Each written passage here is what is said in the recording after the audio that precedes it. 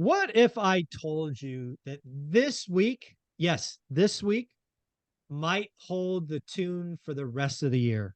Mr. Dan Bird is with us and he's looking at some things in the data that make this week very, very important. So I'm going to buckle up.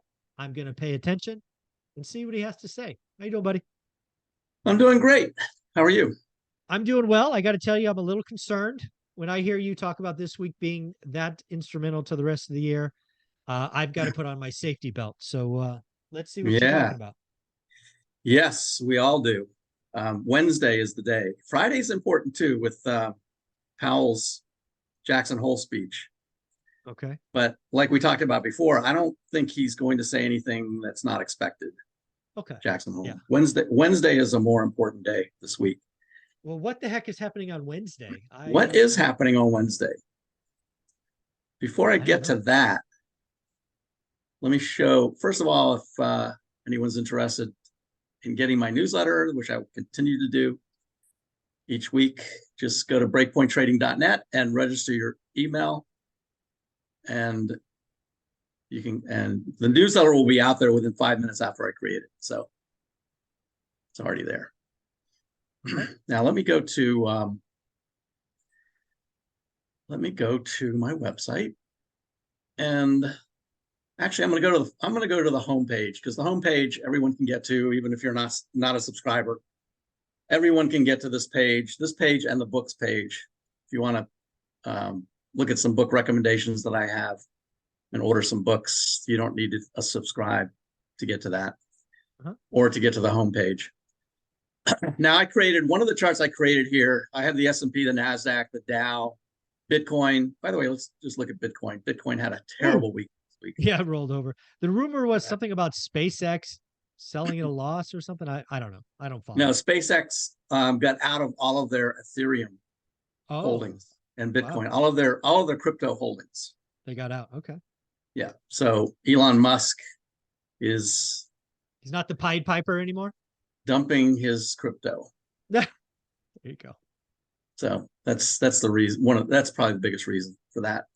Okay. But the other one I want to show you is the Nasdaq, because I actually created a special chart here for the Nasdaq.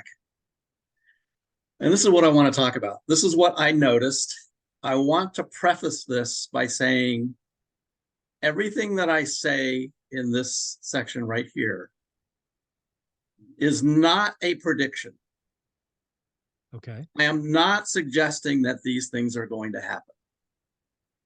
All right. I'm only looking at patterns in the charts from years and years of doing this and seeing patterns like this. All right. Do you see the pattern that I'm talking about? I do. Yeah. Mm-hmm. So this is called a head and shoulders. It is almost a textbook head and shoulders, except for one thing. Do you know what it is? The right shoulder? Yeah, there's no right shoulder. But everything else about it is textbook. So right now the market went up, came back down, went up and created a high, came down and tried to make another new high, but failed. Right. Didn't quite get high enough. Remember, this is the Nasdaq, so it's technology stocks. And then started coming down. Came right down to this level right here, which is the 38.2% Fibonacci level, which is a very important Fibonacci level. So this pink area here, this range, is where support is. Mm-hmm. There are some other things that I've seen that imply to me, well, other than the fact that we've just had a dramatic sell-off that typically doesn't last. Right. Some things indicate to me that we may get a rally next week, at least until Wednesday. Okay. Because we've hit a major support level right here. We hit a Fibonacci level right here. Now, if we get a rally and we go back up to where this left shoulder is, right? Mm-hmm. Then we'll have to watch it and see if it actually does create a right shoulder. And the way we'll know that is it will go up and it will start then to decline, to come back down. And if it starts to come back down, back to this support level, the head and shoulder pattern is not complete until it drops through this support. All right. Okay. I want to repeat that. Head and shoulder pattern does not complete until it goes through the neckline or the support level right here. Okay. If that were to happen, then the target for it is way down here at 12,000. Oh, So if it actually is a head and shoulder and it does complete, then we will have a nasty sell-off down here to 12,000, which is roughly right about where the 200-day moving average is. right. Okay. Okay. Mm-hmm. Again, I want to make it clear. I'm not predicting that's what's going to happen. I'm just pointing out a pattern that I have seen before, and not all of them have completed, but just something that I'm watching. Now, in addition to this, I'm seeing the same type of pattern, similar pattern in a number of stocks as well. So let me show you one of them. And then we'll talk about why Wednesday is so important. Yeah, you're teasing me with Wednesday, Nvidia. Got it. Here's the Nvidia chart. Aha. What do you notice here? It's completed ahead and It's shoulder. not completed because it hasn't broken the neckline. Oh, okay. So but the right shoulder has formed. Right. It won't complete unless it breaks this neckline. So 400-ish. Right. Nvidia reports on Wednesday. After hours, I'm guessing. Usually tech is after. I think it's after hours. Yeah. I didn't look that up, but I think it is after hours. Okay. Now, I'm seeing the same head and shoulder pattern on a lot of other charts as well. It's on the S&P chart. It's on a number of individual stocks. I'm seeing it in a lot of different places. I've already talked over the last couple of weeks about the negative divergence on the Nasdaq. You can see it here. Yeah. Nasdaq made a new high, but the momentum went down. So running out of steam. The buyers are running out of steam as it made a new high. And then that typically means that it will start to fall, which it already has fallen. So it's gone down right here. So as this momentum continues down, that is not a negative divergence over here, because it's going in the same direction as the price. It's only when they go in opposite directions is it a divergence. Okay. Mm-hmm. But here's the thing about Nvidia. Nvidia will need to have a perfect report. Yeah, I mean they've got to blow everything out. It's got to be like last quarter on steroids. So last quarter it jumped 100 points right here. Yeah. They need to beat earnings, they need to beat revenue, they need to increase guidance. Oh yeah, by a significant amount. Yep. Right. So they have to have a perfect report. Now I didn't have this one ready, but let me remind you of what happened with SMCI. Mm-hmm. This is another AI stock. Yep. It's a hardware stock. They provide the hardware for AI. And for 26 weeks, they were in the top 4 in VectorVest. 26 weeks. Wow. For 6 weeks in a row, they were number 1 leading up to this. You see the huge negative divergence here? Mm-hmm. I talked about this last week as well. This is another AI stock. And this is a pattern I'm starting to see with AI stocks, mm-hmm. that they ran up significantly on FOMO. For sure. Huge momentum plays. SMCI actually had a good report. They blew out their earnings and their revenue. But their guidance was lighter than expected. Ooh. And that's what happens. That's what happens when you don't have a perfect report. Okay. Right there. So that's why Wednesday is so important this week. Yeah, it's going to be buckle up. I mean, this is just, talking off the top of my head here, it would be hard for Nvidia to have a perfect report. Not that it's It, impossible, just hard. it would be hard. Yes, Yeah. I Because I agree. mean, last quarter, 100-point move. I mean, I don't remember exactly, but something like expectations were, 3 billion and they delivered like 6.5 billion or some crazy numbers. Right, Yeah, the data center revenue went from nothing to a lot. It was the first time people realized that Nvidia had the AI chips that everybody wanted. right. And I think they could still report something similar this time as well. Sure. Yeah. Um, so I think earnings and revenue will probably be pretty good. Yeah, probably. But what will guidance be? Yeah. Just like with SMCI, they blew out earnings and revenue too. They just Well, had I mean, soft let's guidance. just play with it. I mean, obviously, you and I know nothing about nothing on this, but you're the executives. You see your pipeline. Their backlog's got to be a gazillion long. They're probably looking at new fabs to make these things because they're so hot. Price Yeah, points are going up because the black market people are paying 2x for these things. yeah, I don't know. It's kind of crazy.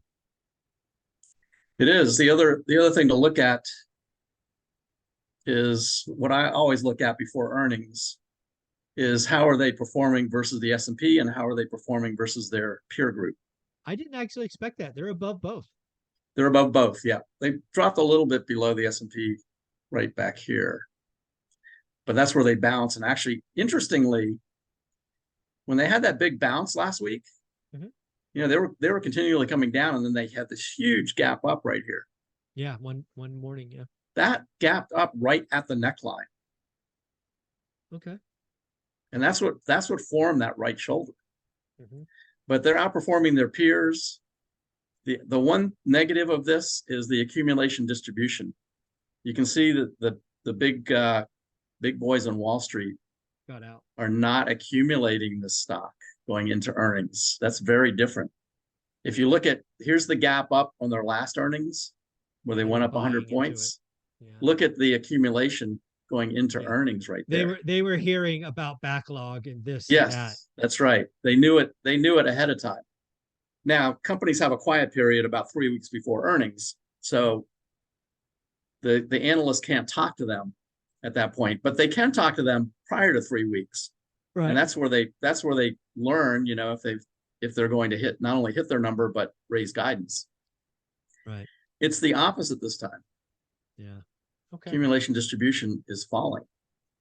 So what you're telling us in your concern, or basically this week setting up the rest of the year, is if Nvidia comes out and crushes it and reestablishes whatever the momentum, things could turn around. But if they miss or have a weak forecast, we could have problems ahead. That's kind of what I hear you saying. Yes, that's right. If All they right. blow it away again and gap up 100 points, I mean, 100 points would, put them a little above the high over here. If that were to happen, or even if they had great numbers and they gapped up to 460, 470, somewhere up here, Okay. just to break this head and shoulder pattern. Okay. And that would break it too. And right now they're right at the 50-day moving average, by the way. So Mm-hmm. that would break the pattern if they came in with great numbers, if they did have a perfect report. Mm-hmm. But the rest of the market is poised right now to want to go down. Yeah, you actually want to talk about another stock that we didn't have prepped. Snowflake Oh yeah, reports, I think on Thursday. Yeah, I think it's on Thursday. And I can the check. reason I bring that one up is the SaaS stocks, the world that you and I lived in for years, not decades. Yeah, They're struggling, having a hard time. yeah. And Here's Snowflake, and this is a completely opposite from Nvidia, other than the accumulation distribution looks similar. But look at how they're performing versus the S&P and versus their own peers. Mhm. They're underperforming their peer group. Yeah. So yeah, Snowflake is not on I have a best of the best chart list that I put out on my website Mhm. for subscribers. And it's basically about 200 names that have beat expectations and have improving earnings. Mhm. And I go through every single one of that 200 every Saturday. It's actually close to 300. And I look at every single one of them and I look at what their earnings. And if their earnings are going down, I take them off the list. If their earnings are going up, I leave them on the list. So this right here in VectorVest allows me to use that list, best chart list right up here, and then filter by the chart list, but actually be able to see the earnings that are coming out based on those names. Gotcha. Now, Snowflake, I don't think is in that list, by the way. No, I think last quarter they went down. Earnings went down, I think. Yeah, I'll look at it in a second, but you can see Nvidia right here is on Wednesday. Autodesk is on Wednesday. Intuit, Marvell, and Workday are Thursday. We've got Salesforce and CrowdStrike on Wednesday. MongoDB, Broadcom, yeah, those Thursday after that. So these are all technology names coming up over the next week or so. Cool. So this next week is going to set the stage. And remember, I've been saying that at the end of the year, I think we're going to have a rally. I still think we're going to have a rally at the end of the year. But that rally usually doesn't start until the third week in October. Okay. So we've still got 2 months to get through. We could very easily go down and test that 4,200 area on the S&P that I talked about before. Yeah. We could very easily go down and test that 3,200 area, 4,200 area, sorry, which is right down here at this 38% Fibonacci level. So it's, almost another half down. Right. And that would be about a 10% correction, which is about a normal correction. Sure.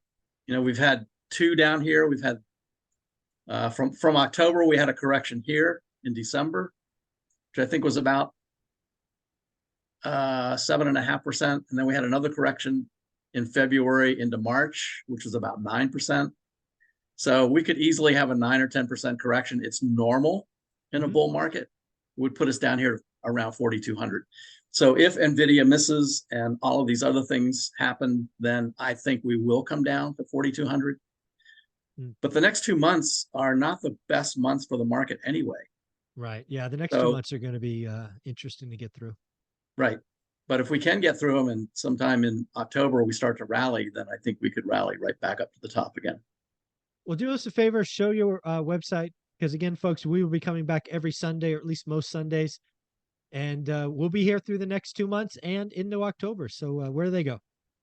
Yep, we'll be watching. We'll see what happens. Breakpointtrading.net. Just go out. You can register your email for the free newsletter. You don't have to give a credit card or anything. And from now on, it will always be on the website. I'm not going to send it out through email any longer. Yep. But you just have to click on the website and you'll see it. I'll show you. It's very easy. On the main page of the website, right up here in the upper right-hand corner, click here for current week's free newsletter. I love that.